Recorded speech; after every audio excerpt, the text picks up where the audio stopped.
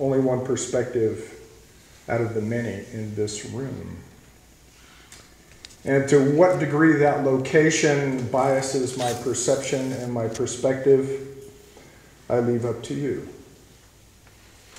Being good Unitarian Universalists, I'm sure none of you will take my words as gospel simply because of where I stand. Or at least I hope not. If so, let's talk. And sometimes when I start out reading and writing for a sermon, I end up in a place I didn't expect. And this is one of those times. Politics don't exist in a bubble. Politics and the policies born from it and the ideals it exposes are deeply intertwined with everything in our lives. And it's almost impossible to separate ourselves from politics and its consequences. And the reality is that politics are very personal. Who we support politically reveals what we value and how we think. Do you value individualism or collectivism? Is healthcare a right or a privilege?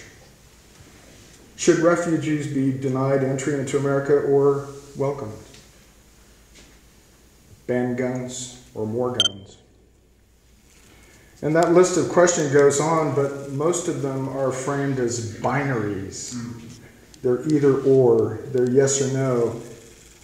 And that leads me to wonder, and I hope us to wonder, where did the nuance go? Why did we end up with these choices? Can I think that individualism is good in some cases and collectivism is better than others, bettering others? Can some refugees be welcome and others denied entry?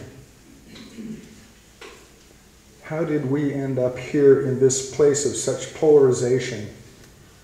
How did everything get so politicized? There isn't anything wrong with living a political life, as Sonny Bunch argued in the Washington Free Beacon in 2013. Politics is important. Political decisions have consequences, and passionately arguing for your preferred political outcomes is nothing to be ashamed of, he wrote. But a politicized life is a different beast, however. It treats politics as a zero-sum game or a form of total warfare in which the other side must be obliterated. It alters every aspect of your being. Where you shop, what you watch on TV or listen to on the radio, what sort of music you listen to, and who you associate with. If you're not with the politicized being, you're against him. And if you're against him, he is well within his rights to ruin you personally and economically. You, the political other, are a leper to be shunned. Wow, that's pretty ugly. Now, to one degree or another, many of us remember, or not, the political and social ferment of the 1960s. The civil rights movement, the anti-war movement, the rise of the New Left, the sexual revolution, the political awakening of all kinds of people and classes, Black Power and the Black Panthers, La Raza and La Causa, the Gray Panthers, second wave feminism, environmentalism, gay liberation, the drugs and the music.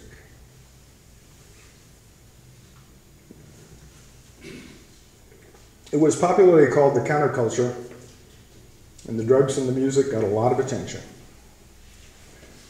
Well, the drugs and the music have more or less faded into history, but the social and political conflicts it started are still being played out today.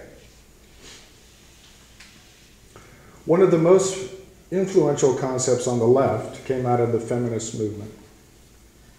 Carol Hanisch, a member of the New York Radical Women, and a prominent figure in the women's liberation movement, drafted an article defending the political importance of women's consciousness-raising groups in February 1969 in Gainesville, Florida. And in that essay, she challenged the idea that sex and appearance, abortion, childcare, and the division of household labor were merely personal issues without political importance. To confront these and other issues, she urged women to overcome self-blame, discuss their situations amongst each other, and organize collectively against male domination of society. In her essay, she wrote this: "One of the first things we discover in these groups is that personal problems are political problems. There are no personal solutions at this time. There is only collective action for a collective solution." And it's from that phrase that the personal is political came about.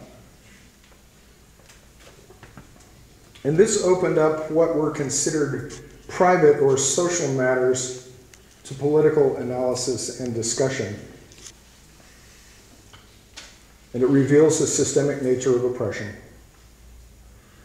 As summarized by Heidi Hartman, who wrote, "Women's discontent, radical feminists argued, is not the neurotic lament of the maladjusted, but a response to a social structure in which women are systematically dominated, exploited, and oppressed." And more broadly, as civil rights activist and critical race scholar Kimberly Williams Crenshaw observes, this process of recognizing as social and systemic what was formerly perceived as isolated and individual has also characterized the identity politics of African Americans, other people of color, gays and lesbians, among others. And this critical understanding of the systemic nature of many forms of oppression is one of the most enduring analytical legacies of that era. Following on Carol Hanish's insight, Paula Rust argued that one should make personal choices that are consistent with one's personal politics. Personal life and personal politics are indistinguishable.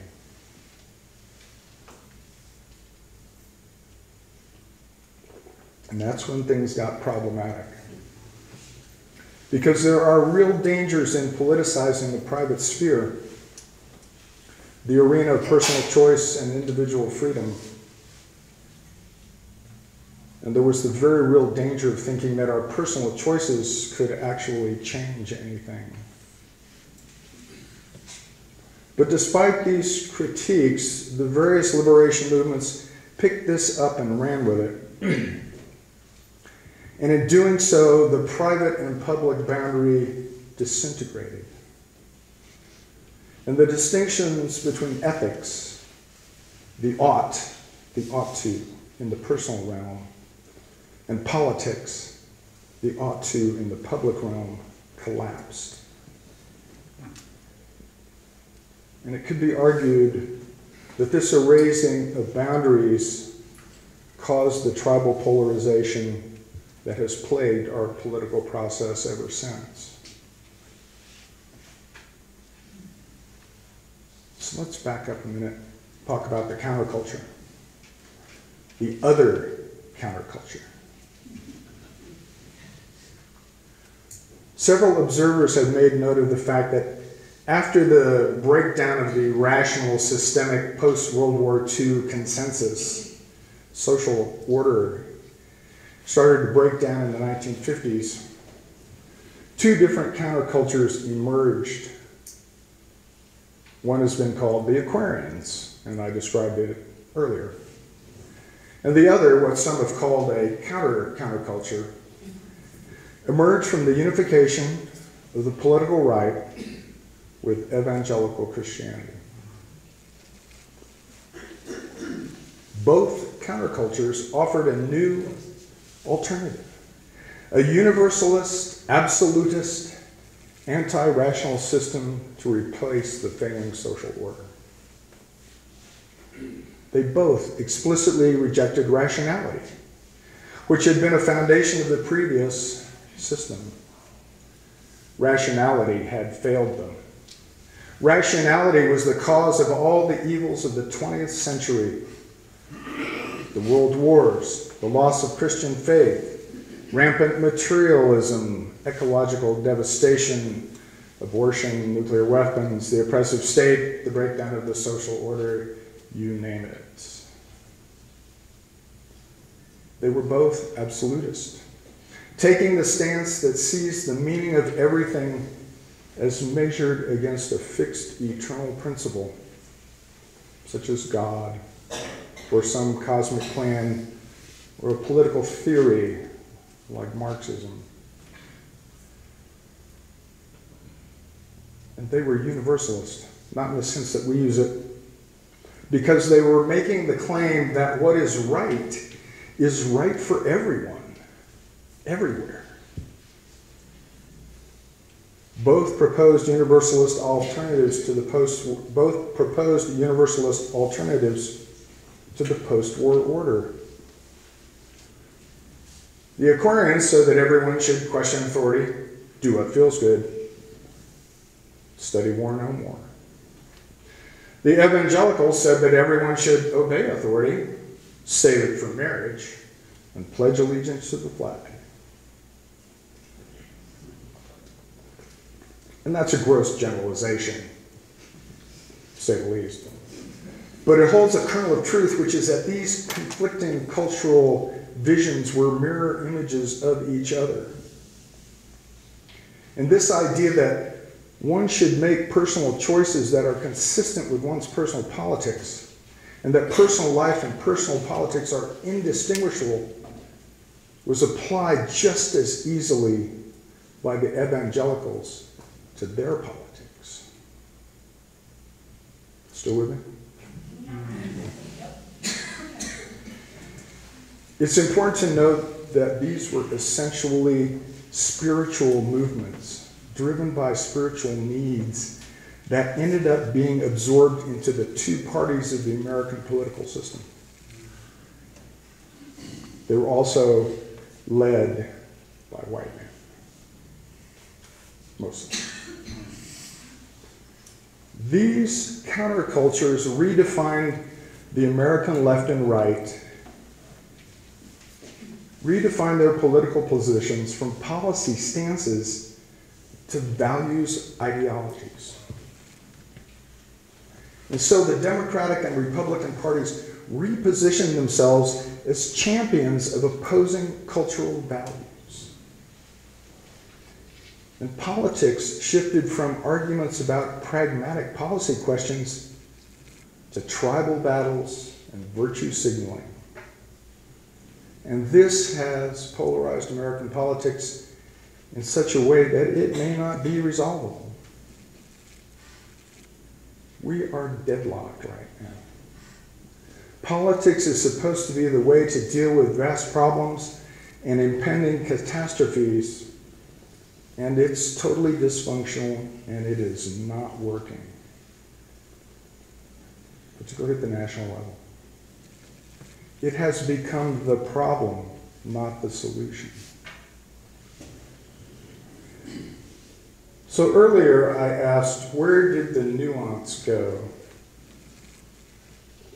Why did we end up with these political choices? And how did we arrive at this impasse?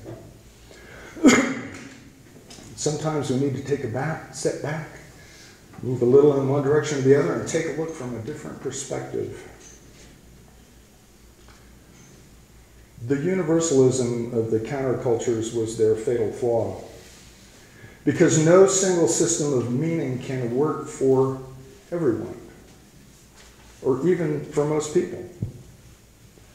Both countercultural visions have failed to appeal to a majority.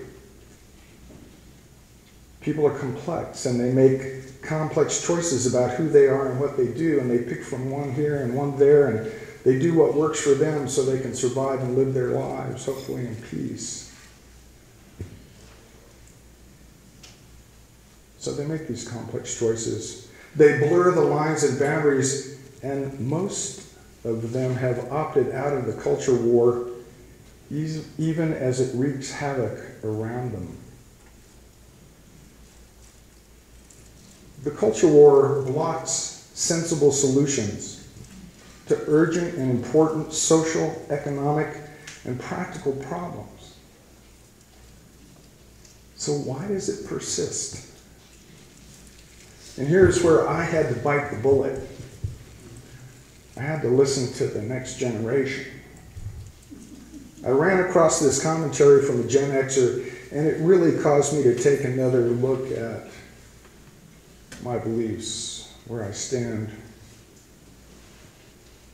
David Chapman wrote, "The culture war persists largely because most baby boomers do not understand why their countercultures failed. Although the countercultures have been over for a quarter century, participants on both sides do not accept this obvious fact and are unwilling to draw any conclusions from it.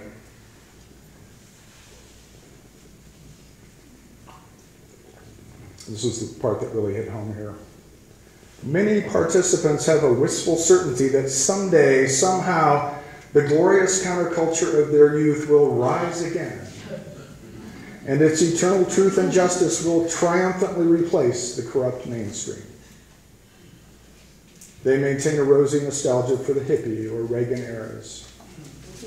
They cherish salvation fantasies for the future after the revolution, or when we make America great again." And this is entirely unrealistic on both sides. And both sides resent the other as the apparent explanation for their own counterculture's failure. I suspect one reason the culture war has heated up dramatically in the past few years is that baby boomers realize they will pass out of public life over the next decade, and now is their last chance to impose their values on everyone else. It's a final desperate push before their time runs out.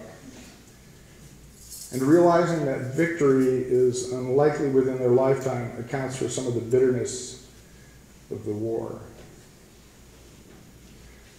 This is a hard but fascinating insight. I take it to heart. I'm a baby boomer. To what degree am I responsible, guilty of perpetuating this? And the generation governing this country is the boomers.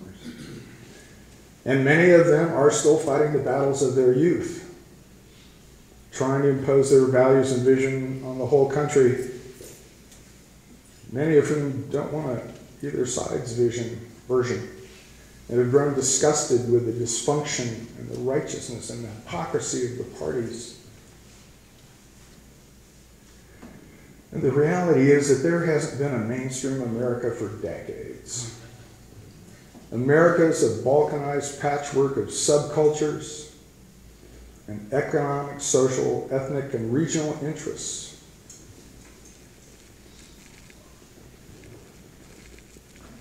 Any victory by either side is apt to be temporary and ignored.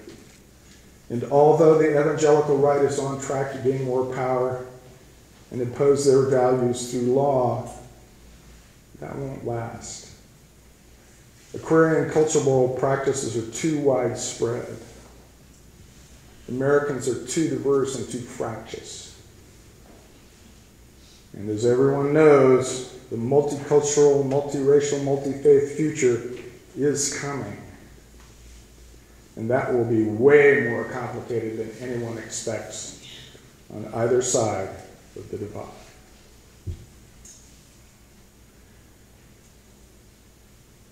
I think a real and very pressing question is not which side are you on or who wins, but how do we stop this fruitless culture war? move ahead. Because the culture war is a zero-sum game. Because nothing is going to get done until the war is over, until one side wins, or more likely there is nothing left to fight over but the wreckage of a country. Or what else? Are there alternatives? Or are we locked in combat like a pair of stags who get their horns so tangled up they die of starvation, unable to disengage? So imagine with me for a minute what it would be like to just stop being so partisan, to depoliticize people, to relax and de-escalate, to restore some reasonable boundaries between the personal and the political, that not everything we say, do, think, wear, eat is some kind of political act. Now, if politics, which is to say power, was my main game, I might not be interested in that. Too many interests benefit from this war, and they don't care about the results, only about their personal and political gain. But that isn't my interest. I have this perhaps naive, radical idea that as people of faith, as religious people, our main job is to stop the war before more beings get hurt. And because there is so much more pressing business we need to attend to. Now, I don't even know that's possible. I may be dreaming wildly. This may have gone on too far too long for the stags to disengage their horns. But I have a sneaking suspicion that whoever stops it will end up having the most influence on the future.